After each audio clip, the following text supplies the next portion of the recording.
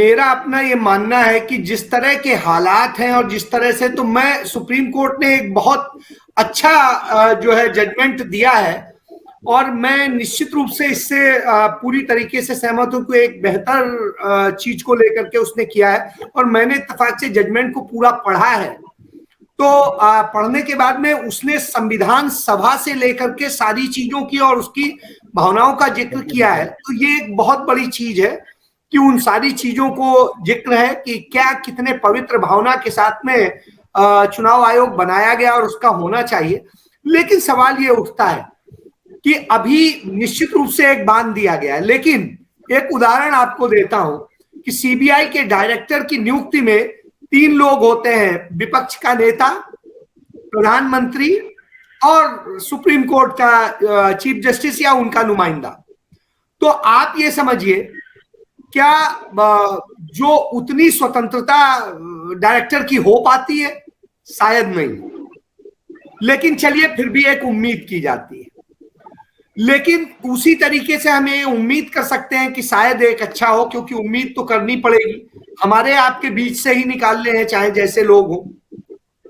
तो एक विषय ये है। दूसरी चीज, जो अदानी वाले मामले में कमेटी बनी है, मैं उस पर कोई मुझे बहुत बड़ी उम्मीद नहीं है और उम्मीद इसलिए नहीं है कि उस कमेटी में लगभग जितने लोग हैं वो सरकार के प्रति नतमस्तक लोग हैं।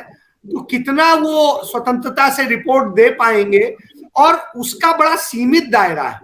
उनको सिर्फ सेबी के और उसके इर्द गिर्द की ही बात करनी है, रेगुलेटरी की बात करनी है। तो ऐसी स्थिति में आप बताइए उन कनेक्शन का कहां खुलासा होगा, उन चीजों का कहां होगा कि आखिर मोदी के और इनके क्या कनेक्शन है और कैसे मोदी ने मदद करी और या क्या करी, ये तो सामने नहीं आ पाएगा।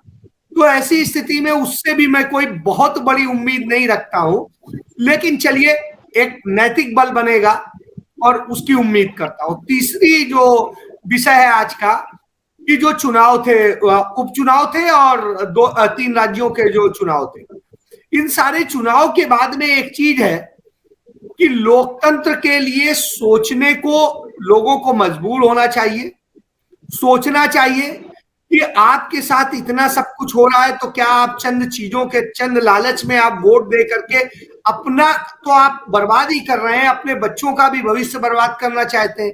यदि करना चाहते हैं तो बात अलग है। तो कमोबेश जो स्थितियां हैं वो सब यहीं पर आकर के टिक जाती हैं। और ऐसी स्थिति में यही लगता है कि जिस तरीके से हालात को बदला गया है, सारी चीजें की गई हैं, तो जैसे अभी कह रहे थे सीपी राय साहब, नित्यानंद परमेश्वर जो स्वामी बन के बैठा हुआ है, तो उस तरह से तमाम स्वयंभू स्वामी बन जाएंगे। और मोदी कहता ही है कि मैं झोला उठा के चला जाऊंगा, तो झोला उठा के वो भी एक ऐसे ही टापू पे बन जाएगा। तो और उनके कोई एक साथी ने टापू खरीद भी लिया है कहीं पे। तो साहब, ऐसी स्थिति में निश्चित रूप से उसे भी पैसा देके कुछ छोटे छोटे राज्यों से उसके लिए मान्यता लेके और वो भी बन के खड़े हो जाएंगे। तो ये स्थितियां हो सकती हैं, कोई बहुत बड़ी चीज नहीं है। तो मैं ये समझता हूं कि जो है, लेकिन फिर भी उम्मीद की जानी चाहिए। और मैं चीफ जस्टिस ऑफ इंडिया जो है इस समय चंद्रचूड़, उनको उम्मीदों का चीफ जस्टिस मानता हूं कि वो उम्मीद जगाते हैं। और निश्चित रूप से इसलिए क्योंकि जितनी उनकी सीमाएं हैं, उस सीमाओं में वो कुछ बेहतर करने की सोचते हैं और करते हैं। तो इसको लेके है। और इसके बाद में एक और जस्टिस है जो भविष्य में आने वाले समय में संभव है कि चीफ जस्टिस ऑफ इंडिया बने, जस्टिस नागरत्ना। तो उनसे भी मैं उम्मीद करता हूं, वो भी मुद्दों पे और बिल्कुल खुल करके बोलती हैं, कानूनी पहलुओं पे बोलती हैं और सारी चीजों बोलती हैं। तमाम सारे लोग जो है झुक जाते हैं उस स्थिति में। वो जानती हैं कि शायद उनके बोलने का कोई मतलब नहीं निकले, फिर भी बोलती हैं। तो ये एक बड़ी चीज है, क्योंकि जब नक्कार खाना में तो वो हो रहा हो, तो आप समझ सकते हैं कि जो कोई यदि एक व्यक्ति खड़ा होता है तो वही बड़ी चीज होती है। तो ये हालात है। और आप हमसे जुड़े रहने के लिए सब्सक्राइब करें YouTube पर, फॉलो करें Twitter पर और लाइक करें Facebook पर। और ज्यादा जानकारी के लिए आपको टाइप करना होगा सिर्फ न्यूज़ नशा।